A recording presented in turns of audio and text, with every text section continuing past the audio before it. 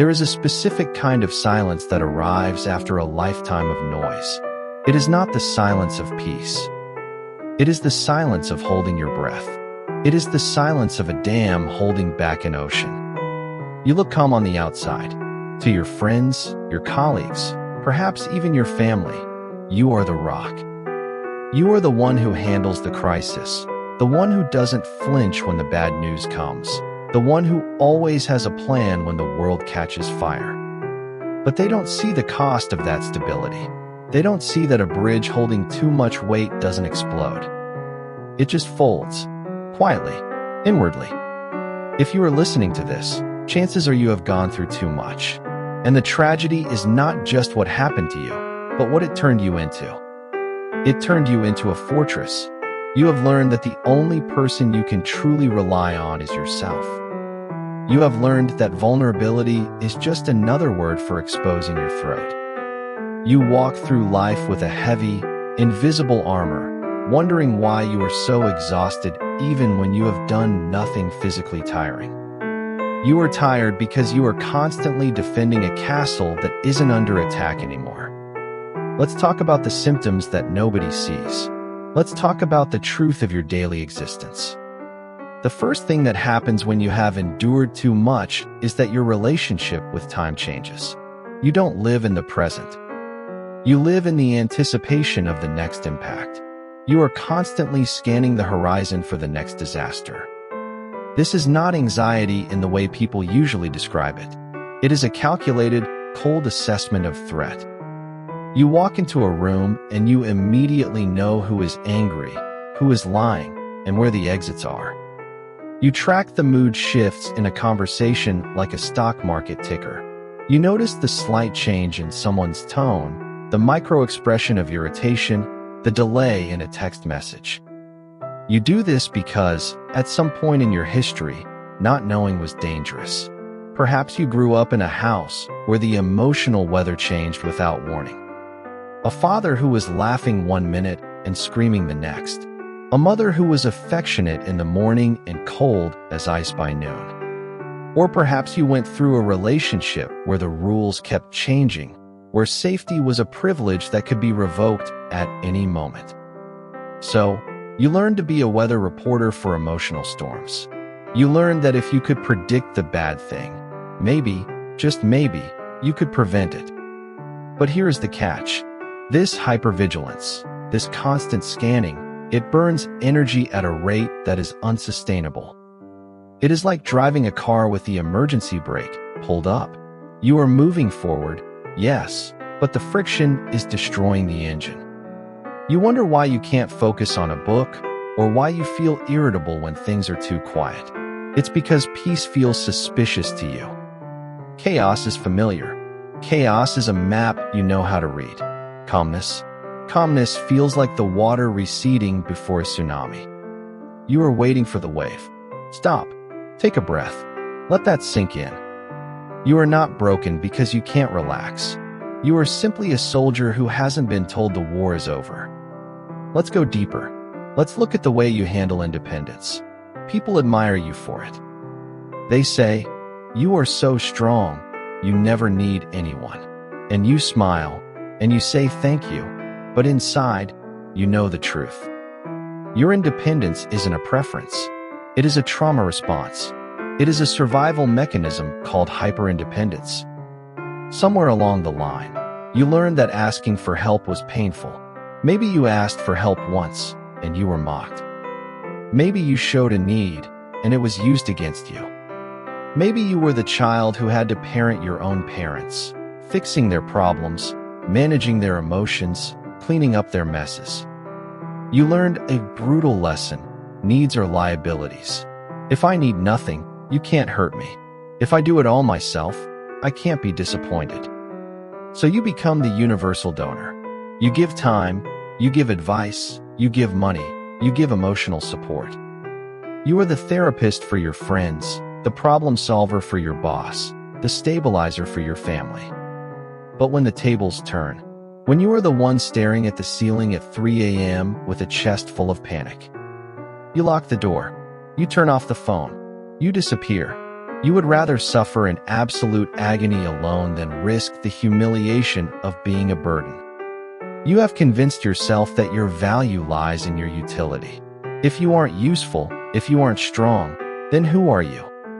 This creates a profound loneliness. It is a loneliness that happens in a crowded room. People love you, but they love the avatar you have created. They love the strong you. They don't know the terrified you. And you are terrified that if they saw the person behind the curtain, the person who wants to curl up and be held, the person who doesn't know the answer, they would leave. So you keep the armor on. You keep the mask fixed. And the gap between who you are and who you show the world grows wider every day. There is a psychological concept called emotional permanency. It is the knowing that someone still loves you even when things are difficult, or even when you are apart. People who have gone through too much often struggle with this. If there is a conflict, you assume it is the end. If there is silence, you assume abandonment. You don't view relationships as a continuous line. You view them as a series of tests that you are constantly failing. Think about the way you handle joy. This is the part nobody talks about. You sabotage your own happiness. Not because you don't want it, but because you don't trust it. When things are going too well, you get an itch under your skin. You feel a creeping dread. You think, this is the setup. The higher I climb, the further I fall. So what do? You introduce a problem. You pick a fight. You withdraw. You break the glass before it can slip from your hand, because at least then, you control the shattering. You are trying to beat life to the punch. You are trying to reject the world before it can reject you. It is a twisted form of control, born from a history of helplessness. Let me tell you something. The hardest thing for a person who has endured too much is not surviving another disaster. You are an expert at disasters. You can handle a crisis in your sleep. No, the hardest thing for you is safety. Real, genuine, boring safety. Your nervous system doesn't know what to do with it. It feels alien. It feels wrong. There are tiny stories etched into your nervous system that dictate these reactions. Think of the boy who learned to identify his father's mood by the sound of the key turning in the lock. If it turned fast, he hid. If it turned slow, he breathed. Think of the girl who learned that being sick was the only time she received gentleness, so she learned to associate care with pain. These aren't just memories, they are biological wirings. They are the software your brain runs on. And because of this, you have developed a high tolerance for pain and a very low tolerance for intimacy. Intimacy requires you to lower the drawbridge. It requires you to let someone see the messy, unorganized, fearful parts of you. And everything in your body screams no. Your body remembers every time the drawbridge was lowered and the enemy marched in. So you keep people at arm's length. You use humor to deflect deep questions. You stay busy to avoid stillness. You curate your life to look perfect so nobody looks too closely at the cracks. But the cracks are where the light comes in. We need to address the exhaustion, the bone-deep, soul-level fatigue that coffee cannot fix. This is not physical tiredness. This is emotional encumbrance. You are carrying the weight of unprocessed grief. You see, when you go through too much, when you live in survival mode, you don't have time to process emotions. You don't have time to grieve the childhood you didn't have. You don't have time to mourn the innocence you lost. You just keep moving. You shove this sadness into a box, tape it shut, and shove it into the back of the closet. But the closet is full. The door is bulging, and it takes an immense amount of energy to keep that door shut. Every day, you are using half your energy just to suppress the landslide of emotions waiting to happen. That is why you are tired. You are holding back a flood. Sometimes, this suppression manifests as numbness. You feel like you are watching your life through a pane of glass. You see yourself laughing, you hear yourself talking, but you don't feel it.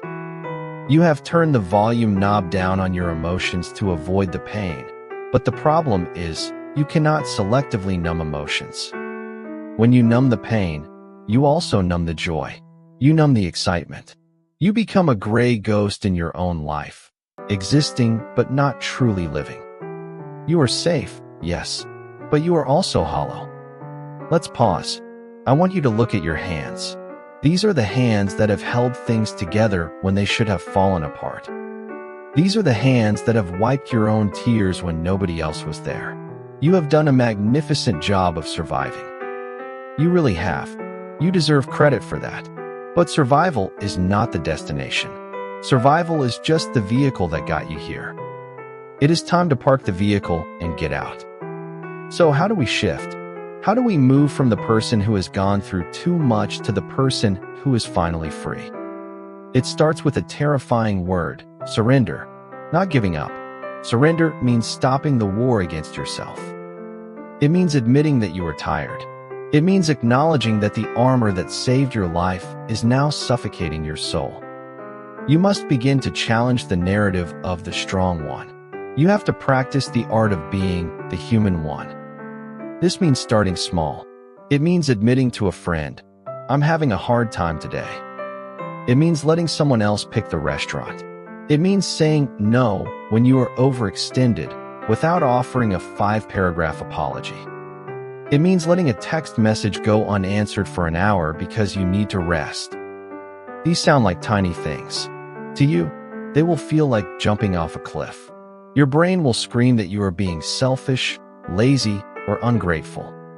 That is the old programming. That is the trauma talking. Acknowledge the fear and do it anyway.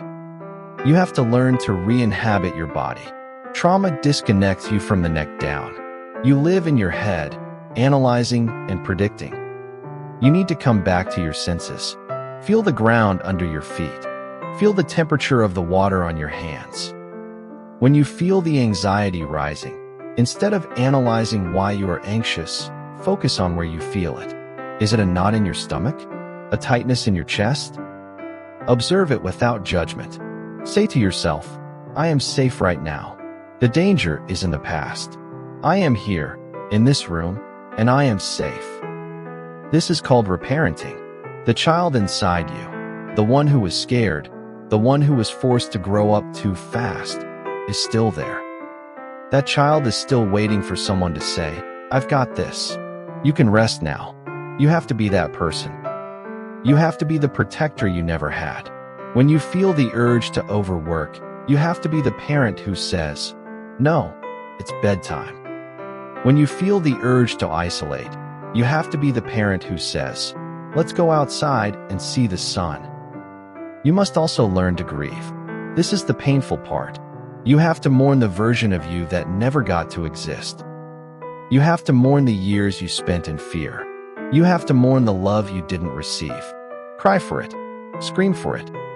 Write it down and burn the paper. The grief is the solvent that dissolves the glue holding the armor together. When you allow yourself to feel the sadness, you release the pressure valve. You don't have to hold the ocean back anymore. You let it flow, and you realize that you can swim. There is a powerful truth about people who have gone through too much. You have a depth that others do not possess.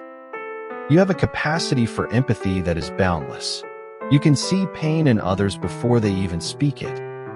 You appreciate the small moments of beauty, a cup of coffee, a quiet morning, a genuine smile, with an intensity that others miss. Because you know what the darkness looks like, you worship the light. Your trauma does not define you, but it has refined you. It has burned away the superficiality. It has left you with a core of solid gold. But gold does not need to be hidden in a fortress. Gold is meant to be seen. It is meant to shine. As you heal, your relationships will change. Some people will not like the new you. They like the doormat. They like the fixer. They like the person who had no boundaries. When you start saying no, they might leave. Let them go. You are making space for people who love you for who you are, not for what you can do for them. You are making space for people who want to walk beside you, not climb on your back. You will find that your definition of strength changes. Strength is no longer about how much pain you can endure without breaking. Strength is about how much softness you can reveal without hiding. Strength is the courage to be happy when you know it could be taken away. Strength is trusting again, even when you have every reason not to. Imagine a forest that has burned down. The ground is black and scorched. It looks dead. But underneath the ash, the soil is richer than it has ever been. The fire has cracked open seeds that only open in extreme heat. New life is pushing through the charcoal. Green shoots are rising from the devastation. That is you. The fire happened. It took everything. But it also prepared the ground for a kind of growth that is impossible in a tamed garden. You are not the fire. You are not the ash. You are the green shoot rising. So, here is your mission. Not to fix yourself, because you are not a machine. Your mission is to befriend yourself. Treat yourself with the same gentle compassion you so freely give to strangers. When you make a mistake, do not berate yourself. When you feel weak, do not punish yourself. Wrap your arms around your own ribs and hold on. Stop waiting for the other shoe to drop. Stop waiting for permission to exist. You have paid your dues. You have served your time in the trenches. You are allowed to lay down the weapon. You are allowed to take off the boots. Walk out of the fortress. The air is fresh out here. The sun is warm. It is scary, yes, but it is also beautiful. You didn't just survive the darkness to live in the shadows. You survived so you could stand in the light. You have carried the world for long enough. Put it down. It will spin without you. And for the first time in a long time, just be. Just breathe. You made it. You are here. And you are enough.